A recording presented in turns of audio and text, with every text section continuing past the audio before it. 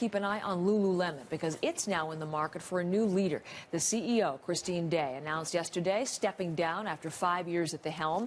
This follows a high-profile blunder over the past year and a couple of other factors as well. And Scott Peterson's been looking at all of that for us today. Has she said exactly why she's leaving?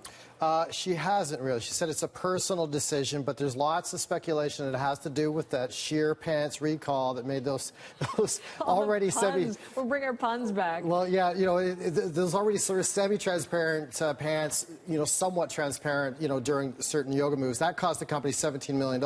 It ended with the resignation of the chief product officer. So a lot of people are putting two and two together, linking the dots here.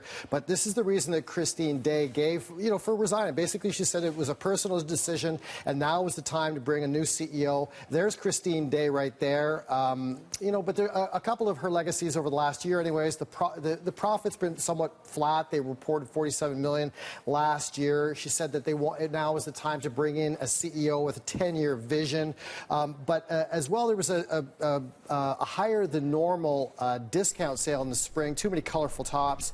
But some of her legacy as well. She's been with Lululemon for 5 years. She was with Starbucks in the retail operations for 20 years before that. And when she started Lululemon, there was 87 stores.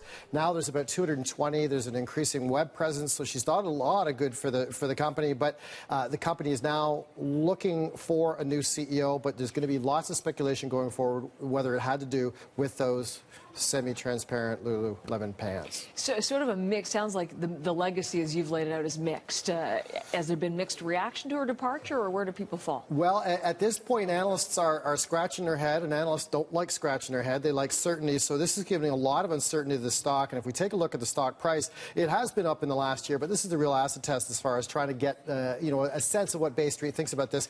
And they're not happy. Right after this announcement, after the market closed yesterday, the stock was down about 13%, closing at $75, as you can see there.